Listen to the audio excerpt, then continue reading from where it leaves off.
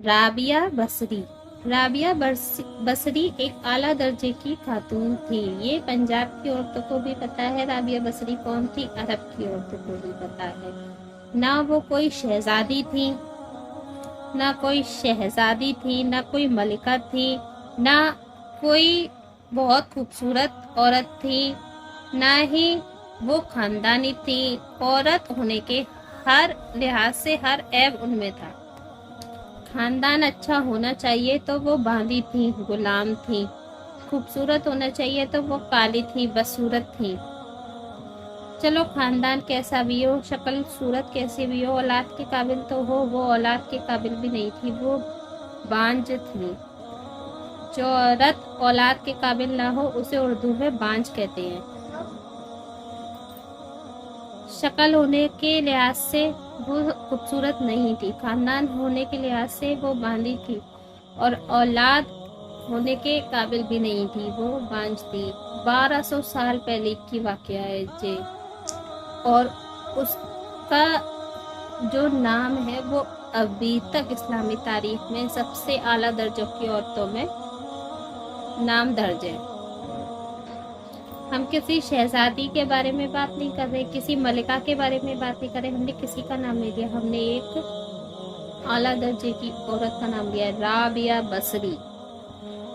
ان کی ڈیلی کی عادت تھی، وہ روزانہ رات کو عشاء کی نماز کے بعد غسل کرتی اور اچھے کپڑے پہنتی اور اپنے خاوند کے پاس جاتی۔ کیا آپ کو میری ضرورت ہے؟ اگر ان کے خاوند کہتے تھے نہیں کوئی نہیں ہے، کوئی ضرورت نہیں ہے، تو وہ ان سے کہتی اجازت ہے، تو کہتے ہاں اجازت ہے، کوئی بات نہیں جاؤ۔ تو وہ جب مصلے پہ کھڑی ہوتی تو فجر ہو جاتا تھا ان کے مصلے پر ہی۔ ان کا خاوند جو تھا جلدی فوت ہو گئے، وہ جوانی میں ہی بیوہ ہو گئی تھی۔ تو پھر جو حسن بصری تھے، بصرہ کے امام، جو سارے مسلمانوں کے امام تھے، وہ خود آئے تھے رابعہ بصری کے پاس۔ وہ خود چل کر آئے اور انہوں نے انہیں نکاح کے لیے کہا کہ میں آپ سے نکاح کرنا چاہتا ہوں۔ وہ امام تھے، انہیں کوئی شادی کرنے کا شوق نہیں تھا، یا انہیں وہ رابعہ بصری اتنی پسند نہیں تھی، پر جو ان کے اللہ سے تعلق تھا انہیں وہ بہت پسند تھا۔ ان کے اللہ سے جو تعلق تھا نا، اس لیے وہ ان سے شادی کرنا چاہتے تھے، شاید ان کی طفیل ان کی بھی بخشش ہو جائے۔ ان کے پاس آئے اور ان سے کہنے لگے کہ میں آپ سے شادی کرنا چاہتا ہوں۔ تو انہوں نے کہا کہ آپ میری 4 باتوں کا جواب دے دیجئے۔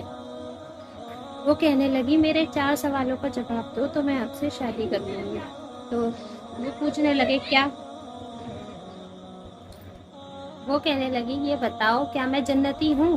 تو وہ بولنے لگے نہیں، یہ تو میں نہیں کچھ کہہ سکتا۔ اچھا یہ بتاؤ کہ جب اللہ تعالیٰ قیامت کے دن اعمال نامے اڑائے گا تو میرا کون سے ہاتھ میں آئے گا، سیدھے ہاتھ میں یا الٹے ہاتھ میں؟ تو وہ کہنے لگے یہ بھی میں نہیں بتا سکتا، اس کے بارے میں کچھ نہیں جانتا۔ وہ کہنے لگی اچھا یہ بتاؤ کہ جب اللہ تعالیٰ نیکیاں تولے گا میزان پہ، تو میری نیکیاں بڑھیں گی یا میرے گناہ بڑھیں گے؟ میرا کیا بڑھے گا؟ تو وہ کہنے لگے میں یہ بھی نہیں بتا سکتا۔ اچھا تو یہ بتاؤ کہ جب لوگ پل صراط سے گزریں گے تو وہ کچھ لوگ اس پل صراط کو پار کر لیں گے، کچھ نیچے گر جائیں گے، تو میں پل صراط کو پار کر پاؤں گی یا نیچے گر جاؤں گی؟ تو انہوں نے کہا یہ بھی میں نہیں بتا سکتا۔ تو وہ کہنے لگی اچھا جاؤ، تو مجھ پر شادی کرنے کے لیے وقت نہیں ہے، مجھے اپنے ان 4 باتوں کی تیاری کرنی ہے، 4 جواب ڈھونڈنے ہیں، اب مجھ پہ شادی کرنے کے لیے کوئی وقت نہیں ہے۔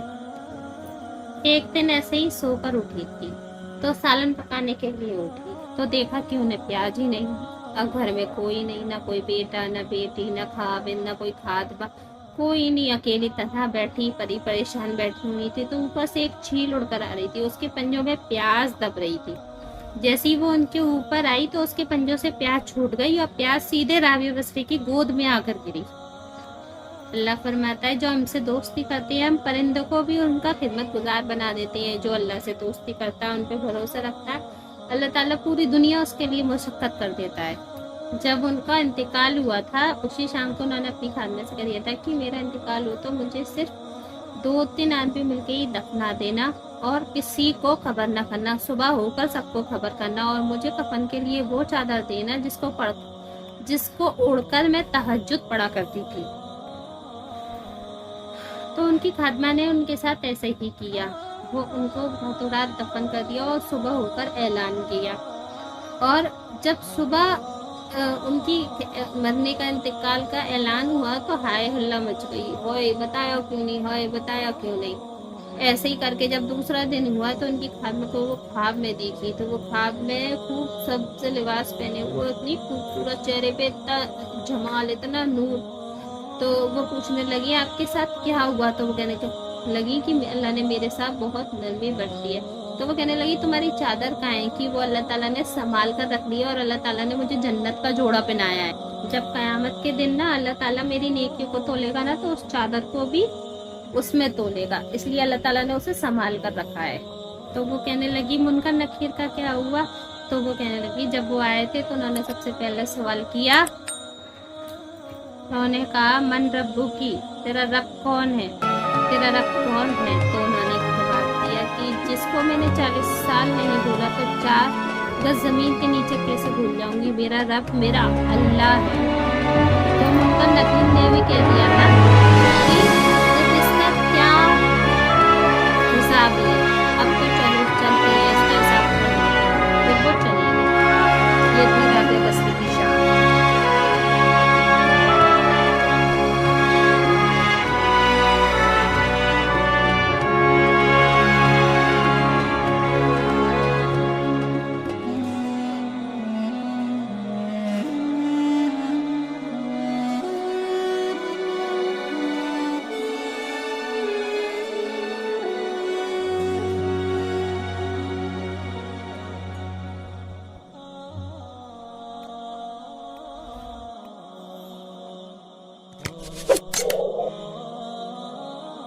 Thank you for watching this video until it is finished.